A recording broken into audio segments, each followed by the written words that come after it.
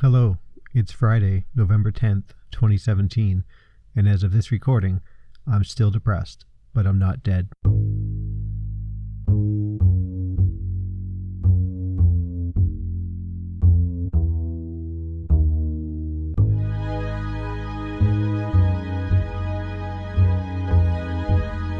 Hey guys, welcome back to another episode of the Depressed Not Dead podcast. I appreciate everyone taking time out of their busy days to download and listen to the show. You guys are amazing. You make me feel good when I look at the downloads and I see, oh, another person has downloaded since yesterday. That is just awesome. Before we get into the show, again, as always, let me remind you how you can get a hold of me.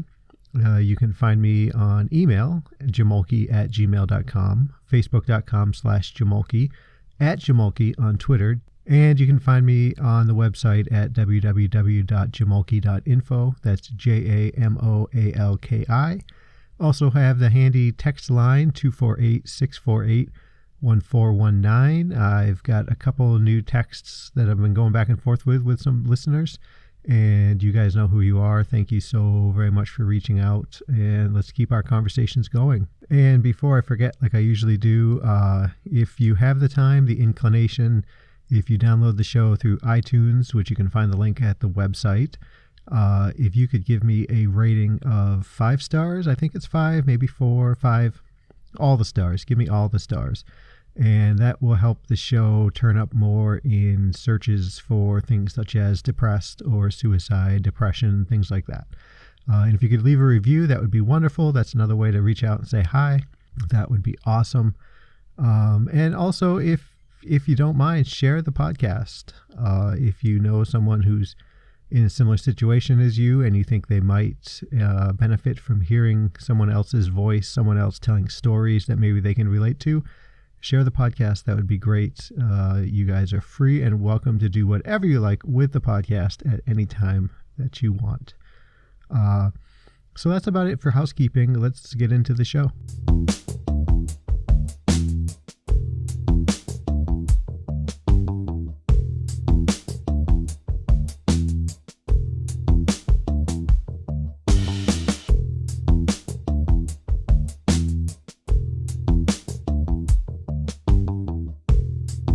So a couple different topics that I wanted to get into today.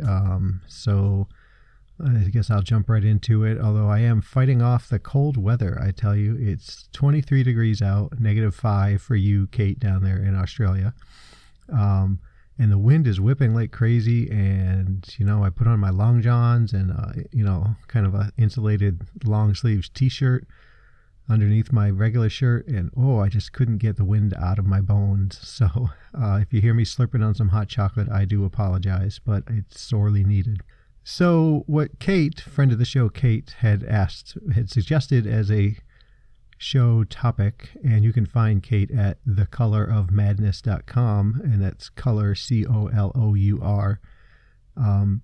Fantastic blog. I recommend everybody go and read it.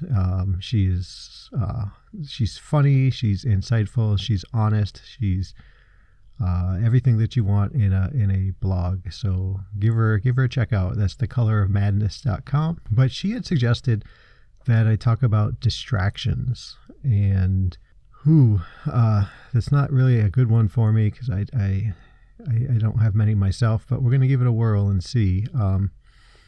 Why would we be looking for distractions, I guess, as those suffering from mental illness? I think the easiest answer for that is we all know what it's like to be stuck in our heads when we're depressed. And again, I'm not sure about the manic stage for folks with bipolar, but when we're depressed and, in an episode of depression, the last thing we really want to do is to be stuck inside our own heads, right? We don't want to dwell on the self-defeating talk, the sadness, the miserableness, anything that however your depression attacks and affects you. So we want to have distractions. We want to have things that we can kind of send our focus of attention onto, something that draws our attention away from what we're kind of mulling over in our heads quietly in a dark room.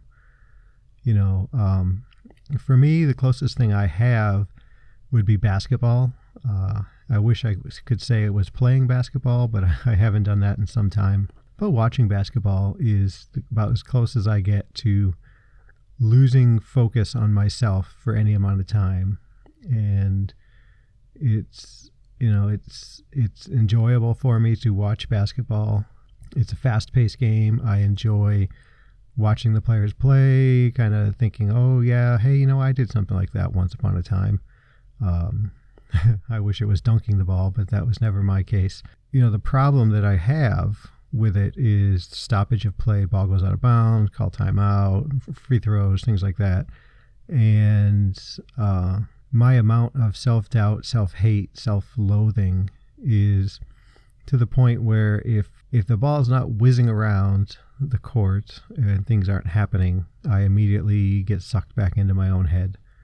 And that's something I need to work on. And I hadn't really thought about how that happens until Kate brought up this discussion potential for distractions. But yeah, as soon as I am not distracted, as soon as I have the opportunity to be back inside my head, it's as if my thoughts just come slamming back into, oh, JP, you're such a jackass. Oh, JP, geez, should you even be watching basketball? This is a stupid thing to do.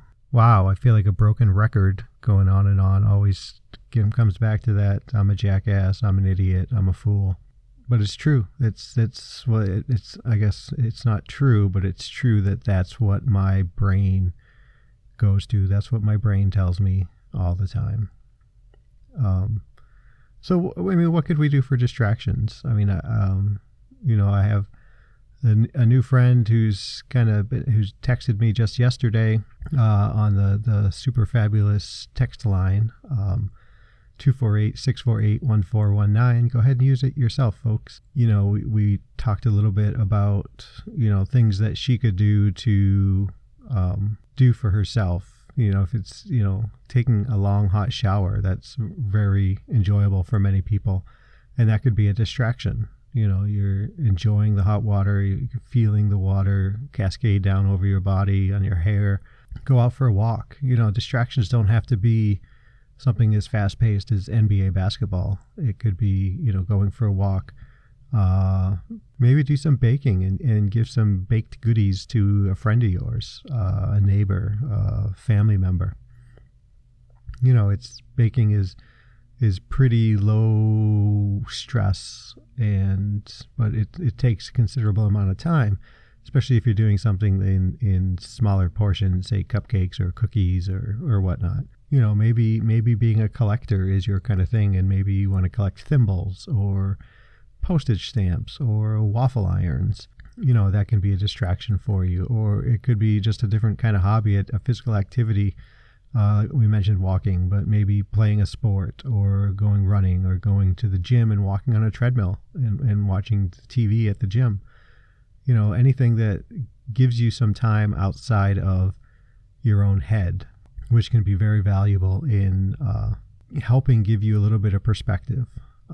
Oftentimes, when we've been distracted for 10, 15, 20 minutes maybe, we when we snap back to our current lives, we don't feel quite as badly about it because we've just enjoyed something. We've enjoyed time, which is novel for a lot of us with depression. It's me enjoying time is pretty far in between. Yeah, I don't know. I mean, distractions are valuable, and I kind of challenge everybody out there to think about what you could do just to not be in your own head for 5 minutes.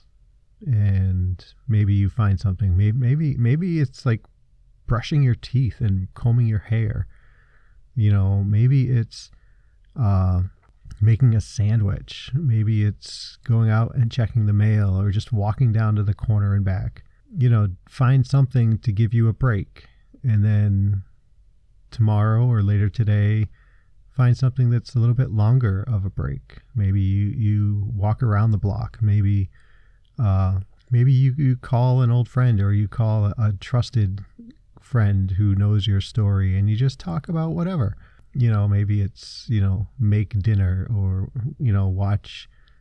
watch 15 minutes of a funny show. I recommend Whose Line Is It Anyway to anybody who has access to watching it.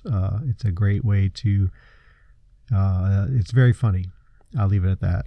But yeah, check that out. If you can't find it, look it up on YouTube. YouTube has everything, right? Maybe, after that you can, build yourself up to finding something that is enjoyable for you for a half hour to an hour every day, or every other day, or whatever you can manage. There's no hard and fast rules on what you need to do to distract yourself, but give it a try. I recommend it to everybody. And let me know if you find some good things to distract yourself with. I'm open to suggestions for myself. So let me know what you find, or if you already have good ways to distract yourself. Please share them with me. I would love to hear what works well for you guys. So let's see. Let's transition away from that for a minute and see. I went to a new group last night. I had come across this group online. It's a foundation, Face It Foundation, and it's local here in the Twin Cities area. And I had come across them before, and then a mental health friend on Twitter, a guy named Al, and he does great things. I think I mentioned that he interviewed me for his podcast, and I'm hoping I make the cut and I get on there. But I'll put a link in the show notes for this one. But he mentioned it he recommended I get a hold of Mark Meyer, who is one of the founders of the Face It Foundation. And Al's been bugging me for, a year and a half to do this. And I wasn't really sure about doing it. It's the Face It Foundation is specifically designed to support men with depression. And I had a pretty big hang up about that. And I use the word hang up as a way to emphasize that it's my issue, not someone else's, not an issue with the foundation itself. I don't know that I haven't grown up identifying, or identifying is not the right word. I've always been more comfortable around women, and I don't know why. I don't know that I'm particularly effeminate or anything like that. But just so the idea of it being just men was kind of off-putting to me for a bit. But Al keeps challenging me, saying, "Hey, have you gotten a hold of Mark yet? Hey, how you doing? Hey, have you gotten a hold of Mark yet?" And a couple of weeks ago, I mentioned to Alex that Al has been challenging me to this, and I was really thinking about checking it out. And he got out his phone, looked it up, and he said, "Oh yeah, Mark Meyer, I know him. When I started up, he was a social worker or something. I can't remember now. Sorry, Alex." And gave high regards to Mark as a person. And couple that with Alex's challenge to me of finding a friend. Well, if I'm going to find a friend, I'm going to need to be out in different situations where I can meet and talk to people, if nothing more than to practice being a social person. So I finally put my issues aside, with my perceived issues with it being for men only. And I gave a call to Mark, and I called him up just the other day, Tuesday. And he said, "Yep, we've got a meeting that's tomorrow night and runs every other Wednesday, which is opposite every other Wednesday of my DBSA group that I like to go to, that I really need to go to more often." So I went last night. It's Thursday now as I record, and it was 2 hours. It was what, 1, 2, 3, 4, 5 other guys and myself. Everybody took some time talking, and it's amazing to me. Dan is the so-called leader of the group, and it's like DBSA. It's peer led. So Dan has no particular qualifications at least academically, for being, he's not a counselor, he's not a psychiatrist or anything like that. But he does have a way of cutting through what people are saying and recalling it and voicing it back to them in a way that maybe sheds new light onto issues that they're having. And it's really comfortable being there. I wasn't sure I wanted to talk, but towards the end, I was the only one who hadn't, and I went ahead. And something interesting that Dan said, he said about how he doesn't like it when we label ourselves with, I have, major depressive disorder, or I am, dysthymic. He said he doesn't want to demean or take away from the gravity of those diagnoses.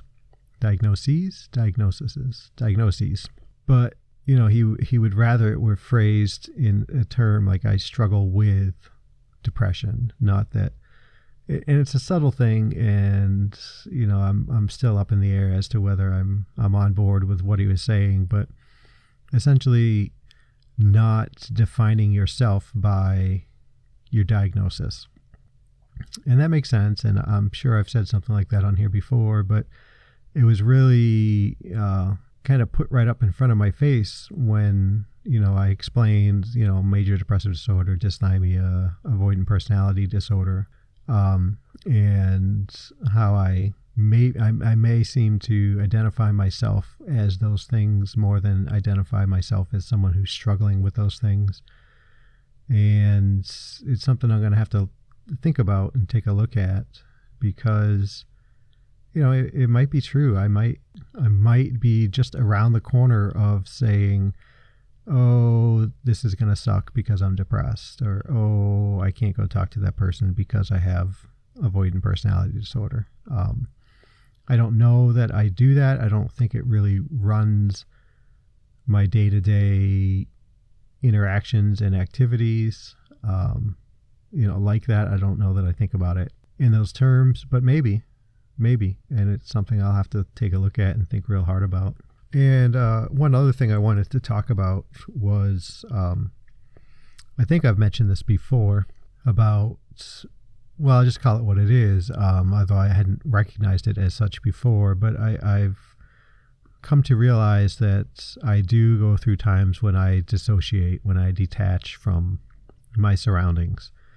And many, many shows ago, I think I mentioned it, to where when I dissociate, really, it feels like I'm in the back of my head. And that sounds weird, I know. But that's what it feels like. Like I'm not up front in interacting with the world. I'm kind of pulled back, and the world gets kind of foggy or muted. Muted is the word that I like to use for it, because I still see the things that are going on around me, but they don't quite register as being, well, real. It's so what brought this up was Nora and I went on this whirlwind basketball weekend. We went down to Oklahoma City to watch my Celtics play the Oklahoma City Thunder, and that was a Friday night game. We drove up to Des Moines, Iowa to spend the night on the way home, and it just so happens that the Minnesota Timberwolves, their G League, so their developmental league team, is based in Des Moines, and they were having their season opener. We were able to get tickets for that, and then we for Saturday night, and then Sunday night we came back and we went to see the Timberwolves play. So 3 games, 3 nights, 3 different cities, and 3 wins for the good guys, so woohoo. But while we were at the developmental league game in Des Moines, Nora looked over at me and she said, "Where are you? Where you're not? You don't feel like you're with me." And I was kind of taken back by it, because I had been feeling that way, like my, I was in the back of my head. And so, I was aware of things going on. I was aware of basketball going on. I could watch a play. Nora would say something, and I'd turn and we'd have a discussion about it. But, it was more like autopilot and things weren't really registering. And it's not that I was busy thinking about something else. I wasn't lost in a daydream or lost in something like that. It just is that I feel like I'm not, not present, I guess. I'm still trying to work it out. And it was a conversation with Alex yesterday where I realized that I was dissociating. That was kind of a scary word for me. Before I had to talk with Alex about it, I didn't know a lot. It's hard to find a substantial definition for it. And all I could think of was dissociative identity disorder, which was previously known as multiple personality disorder. So that word carried a lot of weight for me, and I wasn't quite sure I wanted to use it for myself. But it seems to be that that's what it is. And it's, not it's not a psyche detachment. It's more of an awareness detachment, I guess. I'm still learning about it, so I apologize if you know about this and I'm mangling it totally. But, and this has happened before, and I'm not really sure why it happens, when it happens. Alex and I talked about it, and we thought maybe that the game Friday night, which was a raucous, Oklahoma City Thunder game, and their fans really come out, and it was loud and a lot going on. I thought that maybe I had reached my stimulus maximum for that, and I was just shutting down, pulling away to kind of find my reset point. And so Saturday, probably while I was driving, though I don't really think about it so much, but at the game, clearly I was detached. I wasn't part of, I was physically part of what was going on, but mentally and emotionally, as always, I wasn't really part of what's going on. But Sunday morning when I woke up, I felt, back to what my normal is. So maybe it could also be I was tired from all the driving to get down there. I don't really know yet. It could be both. It could be many things. So to keep an eye on that and try to focus on what's going on when it happens. And Alex asked me if it seemed like it was like a feeling of coming on kind of thing, or if it was just like snap of the fingers, boom, I was in the back of my head. And I had to admit that I don't really know. It seems like I just realize it at some point, but I'm really bad at acknowledging and paying attention to my own feelings and emotions and what's going on with me. So I couldn't say whether it was, snap of the fingers, and there it was, or if it was like slowly coming on. So hopefully I can look into that some too. And if any of you have experience with dissociation and you're willing to share it with me, I would love an email, jamoalki@gmail.com, just kind of explaining your experiences with it and what you know. That would help me out tremendously. So if you could do that, please, and thank you.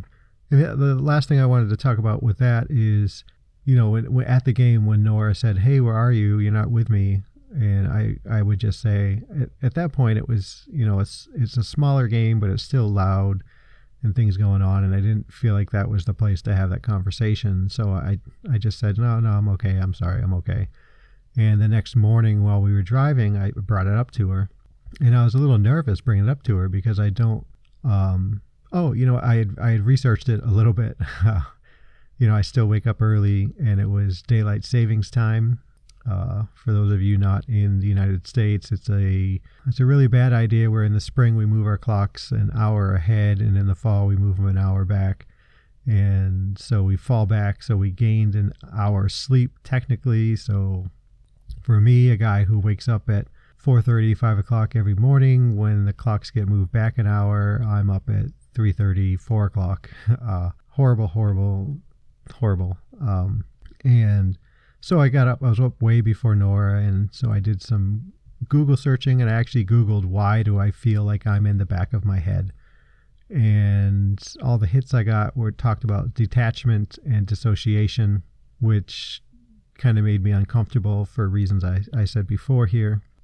So I was nervous bringing it up with Nora because, I didn't know how she would take it if I said I was dissociating. And so I just said it, that, this is what I think it is. And, this is the way it kind of feels. And she asked me, so do you feel like you're like outside your body?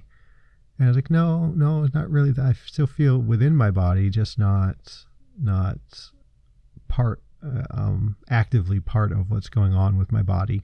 And she said, so, are we talking like a different personality? And I was like, no.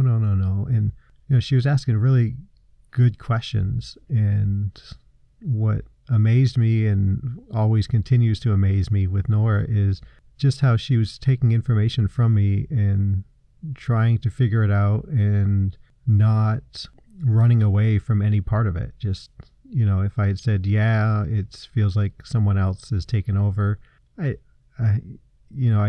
think she would right on the spot right there be supportive instead, and maybe have her own fears and whatnot, but and she would voice them to me at some point, but she would be supportive like she always is. And I just wanted to remind everybody how wonderful Nora is and promise you to get her back on the show here pretty soon.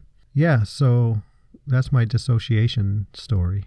We'll see how that works out, see what I can learn more about it. But I think I've rambled on long enough for this episode.